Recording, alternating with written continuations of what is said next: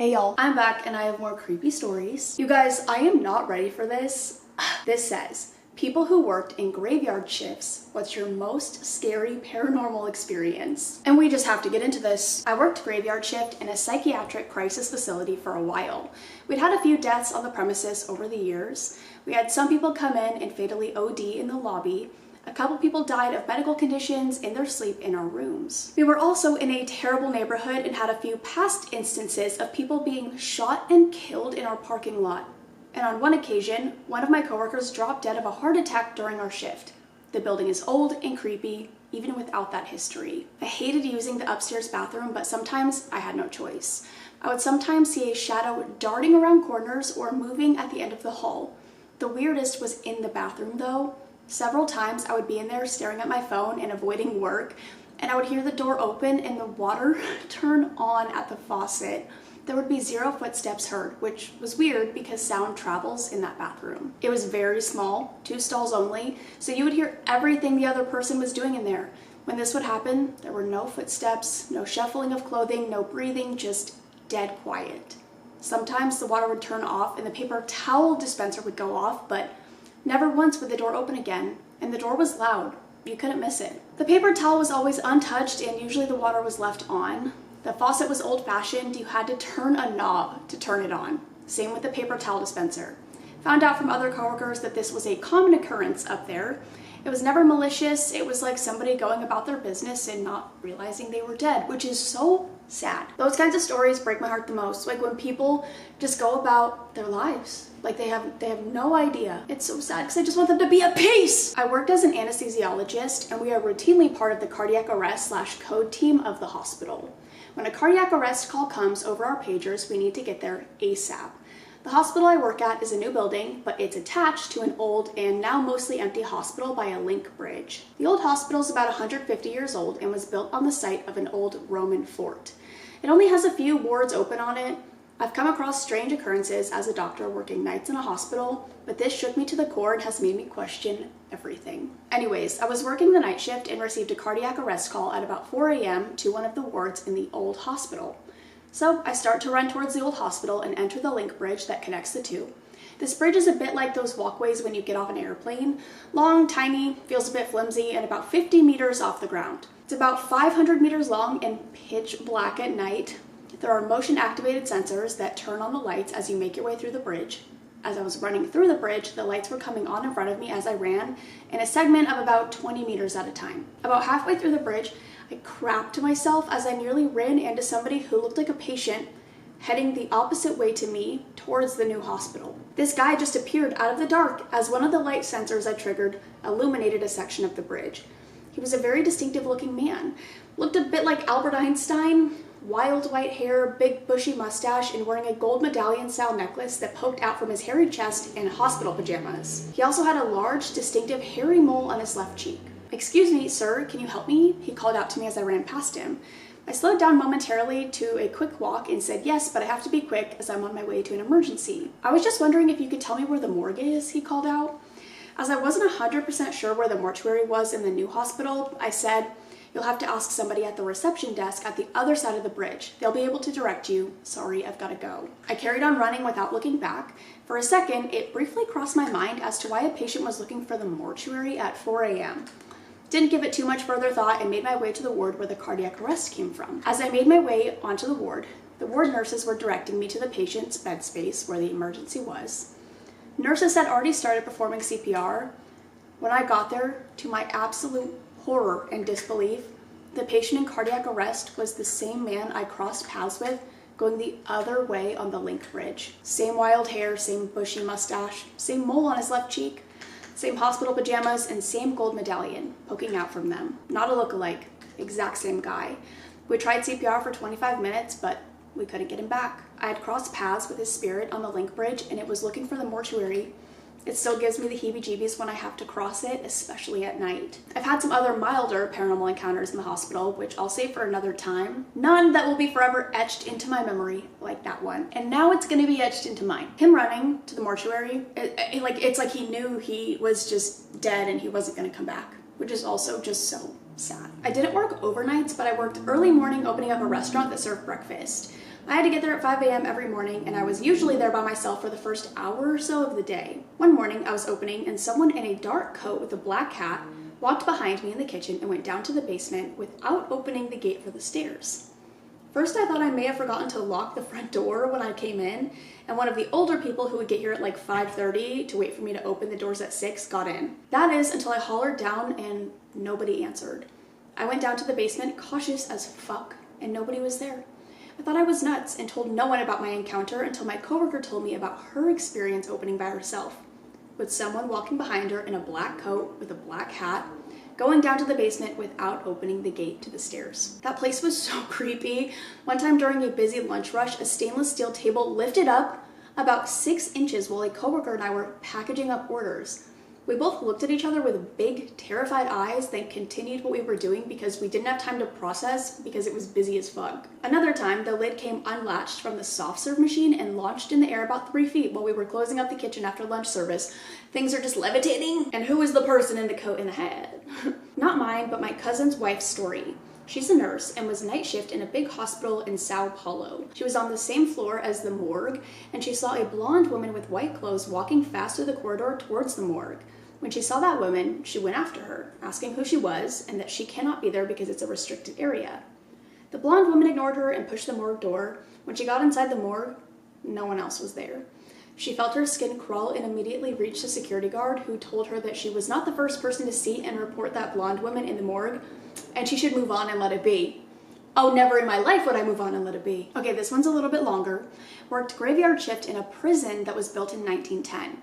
Saw many spooky things, chairs moving, doors slamming in admin areas when admin staff was long gone, and of course the occasional self-doubt of, is someone sitting/moving over there, when all inmates are locked in cells and sleeping. Nothing really ever surprised or shocked me. It was a 100-year-old prison that used to do regular executions and had its fair share of riots and loads of violence. Used to be a maximum security prison until the late 90s, so of course some unexplainable things are going to happen. There's tons of negative energy within those walls. So like I said, I wasn't ever really entirely spooked, just a little startled by it all, until one night. I was on A unit, which went up 4 stories high of cells and 45 cells long.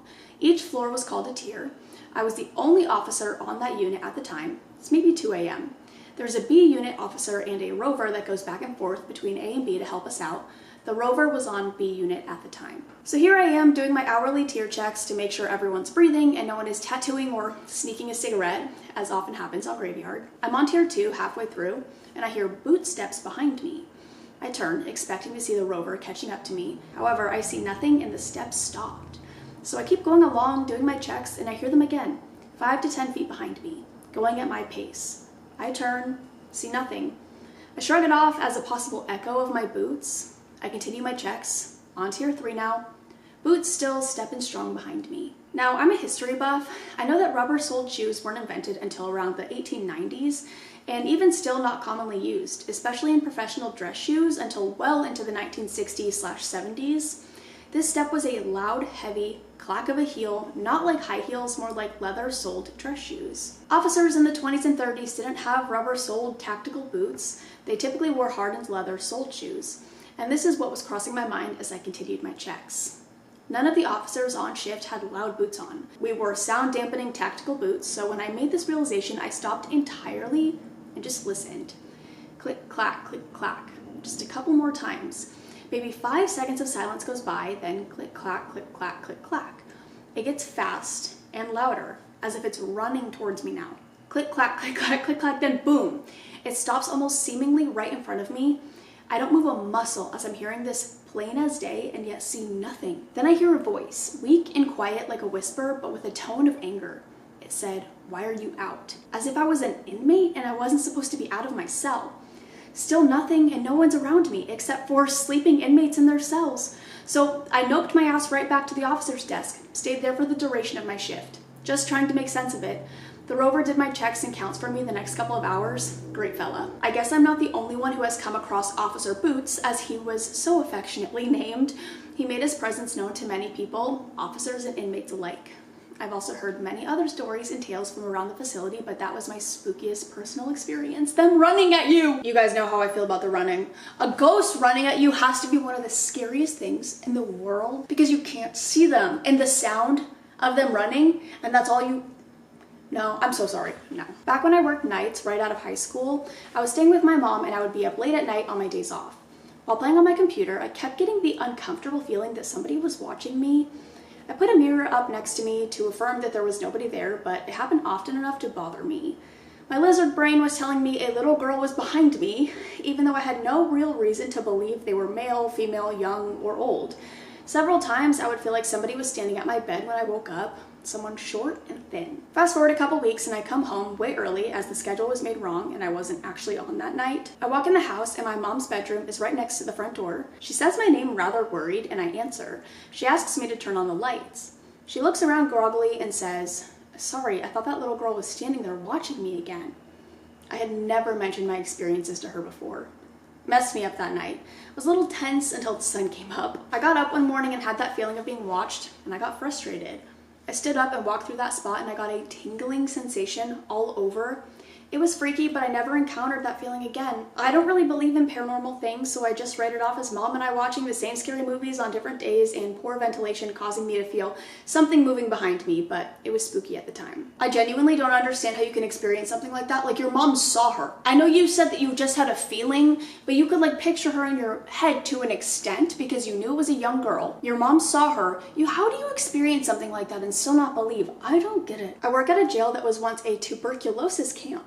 Many people have died there, obviously, so in the one building that was also used as an on-site crematorium has an attic. The building is completely unused and hasn't been touched since the 80s. The building's stairway leading to the attic is locked. So one night while working patrol on the 11 p.m. to 7 a.m. shift with another patrol officer, we decided to wander around the building. We approached the stairwell leading to the attic. It's locked. We were standing there bullshitting about something when we heard very distinctive sounds of footsteps walking around the upper landing. It definitely wasn't a raccoon or a wild animal. We even checked the lock on the gate that gave access to the attic stairwell. It was 100% locked. None of the patrols had access to that key. He looks at me and I look at him to confirm that he wasn't crazy. I heard it too. As we're both staring at the gate, we hear footsteps going down the stairs. We hear someone walking down the stairs. I have never ran so fast. We have a lot of weird shit happening just chilling in that building, but I will never forget that. Who's coming down the stairs? Who was up there? Like, how many poor fucking lost souls are up in that attic? Okay, this one's longer and I think it's the last one I'm gonna read. I worked at a bar in a small town. It was originally a bank, so it had a huge vault in the main area and then the vault downstairs in the basement that was used to store liquor and the money draw. One night, I'm working behind the bar and around 11 p.m., a middle-aged couple walks in.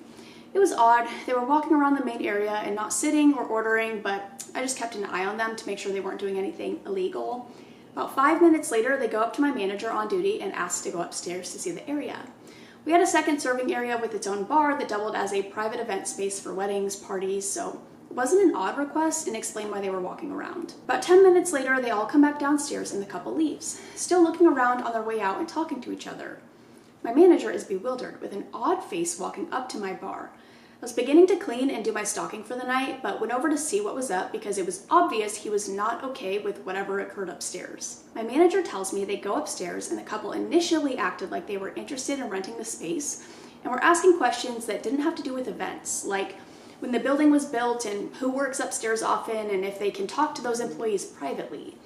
Finally, the couple asks if they can look around the room by themselves so they could talk openly about if it works for them. My manager was cognizant that their bar was full of liquor open, so he said no. The woman immediately unloads on my manager that she's a medium who was drawn to the building and that there are scores of ghosts and spirits active and trapped in the building. She said there were dozens in the room they were standing in, waiting for something.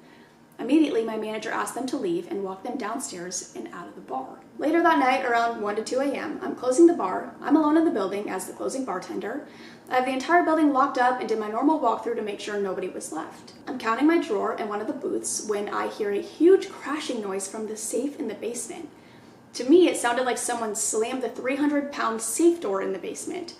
I assumed it was a homeless person or a drug addict in the basement stealing shit, so I carefully walked to the steps and yelled to anyone downstairs to take what they had and leave immediately without repercussions. Nothing came from the basement. I now think maybe a trapped animal knocked something over, so I went down to investigate. I checked that downstairs 3 to 4 times and did not find one thing out of place. The noise I heard was indistinguishable. I felt the vibrations in the floor. I worked at that bar over a span of 5 years and never heard any unexplained noises like that. There were no pipes or appliances that could cause a noise so loud the floors shake. To this day, I don't know what I heard, and the couple who came in and broke the news we were surrounded by dozens of ghosts and spirits waiting is still extremely eerie to think about, given I spent thousands of hours in that building and did not feel weird when I was alone.